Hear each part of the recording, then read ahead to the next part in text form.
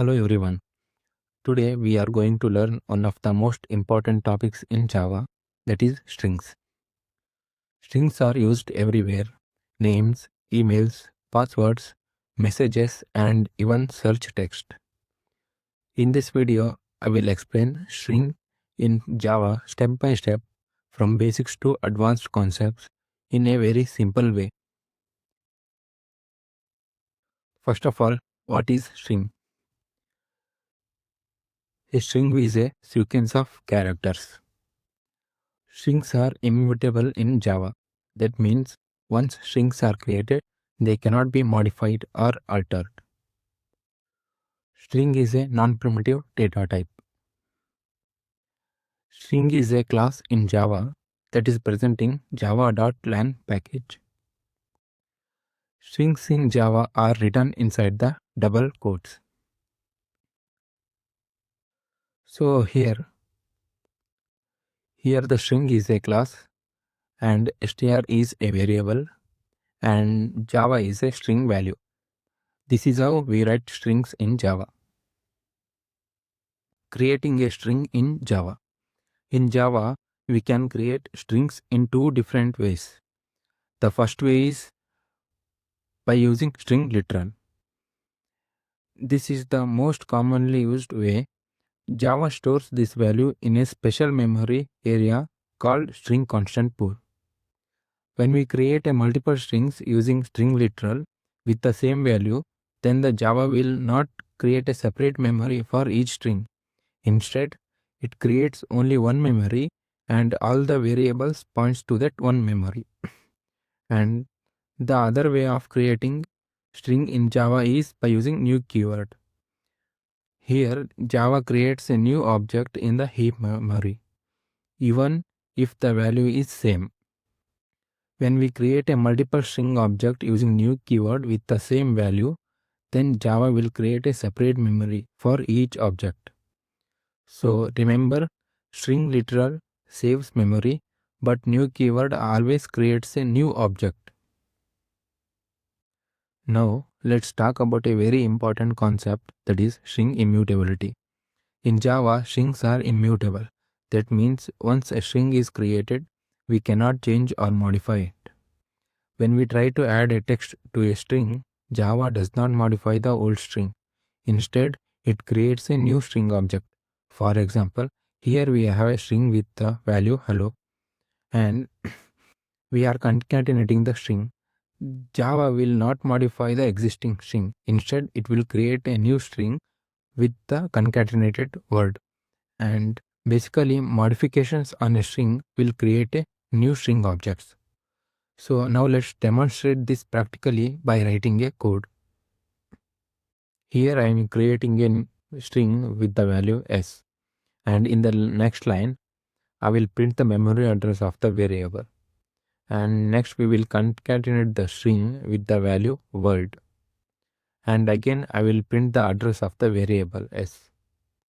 Now here if the existing string is modified, then the Java will print the same memory address. Else it will print different. Now let's execute the program and check.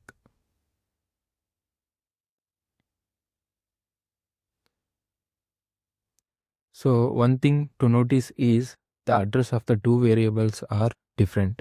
Here existing string is not modified. Java created a new concatenated string and it is stored in the variable s. String comparison in Java. In Java, we can compare two strings by using two methods. One is by using double equals operator and by using equals method. When we compare two strings by using double equals operator, it will actually compare the reference of the two strings. And when we compare two strings by using equals method, it actually compares the values of the two strings. So here we have two strings. One string is generated by using string literal and another string is generated by using new keyword. So when we compare these two strings by using equals operator, which compares the reference, so it will return false. And when we compare these two strings by using equals method, it will compare the actual values of the two strings. So it will return true. So let's demonstrate this practical by writing the code. So here I have created two strings. One is by using string literal and another one is by using a new keyword. So first we will compare the two strings by using double equals operator, and then we will compare two strings by using equals method. So let's run and check the output.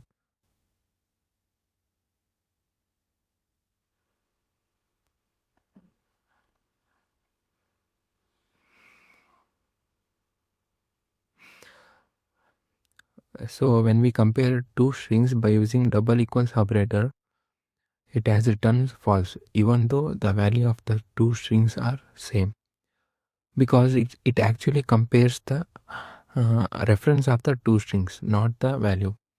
So when we compare two strings by using equals method, it has returned true. So the recommended method is to use equals method when you are going to compare two strings. Let's understand some of the most commonly used string functions in Java with a sample example. First, we have created a string str is equal to hello world. Now let's go through each method one by one. The first method is length. This method returns the total number of characters in a string, including spaces. So when we call string.length, the output is 11 because hello world has 11 characters. The next is char at. This method is used to get a character at a specific index. Remember, indexing in Java starts from 0. When we write str.char@at of 6, it returns w because index 6 points to the letter w in hello world. The next method is toUpperCase. This converts all the characters of the string into uppercase. Calling str.toUpperCase returns hello world in capital letters.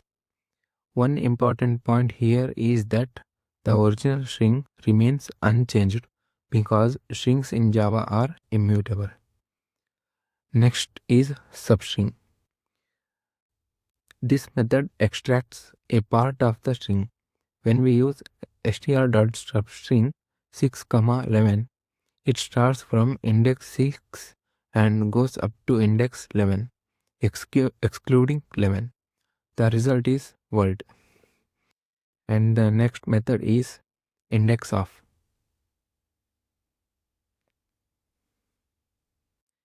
This method returns the starting index of the character or substring.